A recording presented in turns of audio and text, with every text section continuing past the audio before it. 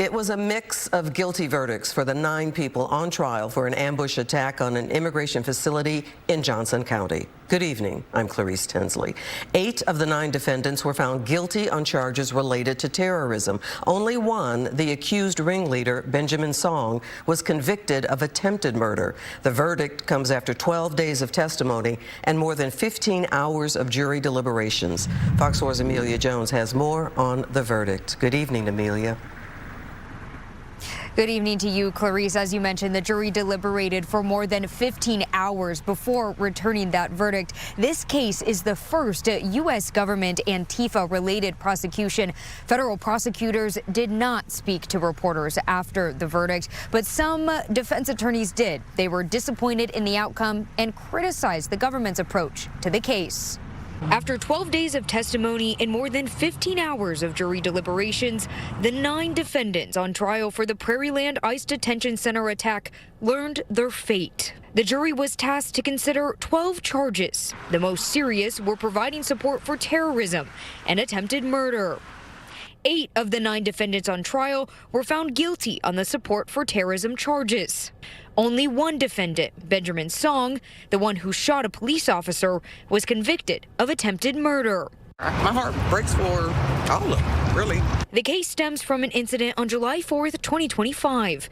8 of the defendants went to the Alvarado ICE detention facility to stage what they called a noise demonstration with fireworks, but they also brought firearms. Facility employees called police. Benjamin Song shot and injured an Alvarado police officer responding to the scene. Police also recovered multiple rifles, pistols, two-way radios, and body armor from the scene. I know the jury did their very best. They were deliberate in their deliberations as far as what they perceived. A couple of the defense attorneys spoke to reporters outside the Fort Worth Federal Courthouse Friday. They didn't shy away from sharing their disappointment with the verdict and criticism on how the case was handled. This case was overcharged, in my opinion. This is the U.S. government's first ever Antifa-related prosecution. Shocked. I just didn't think riot or being labeled a terrorist organization. I thought it was all overreach by the government. There was support for the defendants throughout the trial. Demonstrators set up across the street, and family members were present as well. As the prisoners left the courthouse, supporters chased down the vans and chanted, "We love you! We see you! We love you!" Prosecutors didn't speak after the verdict, but in a statement, ICE Director Todd Lyons said, quote, "Let today's outcome serve as a warning. Those who target federal officers with intimidation, ambush tactics, or political violence will be investigated, prosecuted, and held accountable." The Department of Justice says sentencing hearings are pending. One of the defense attorneys told us today they'd happen in June.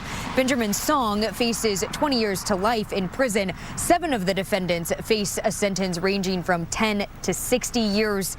And Daniel Rolanda Sanchez Estrada faces up to 40 years in federal prison. He was found guilty on charges relating to concealing documents.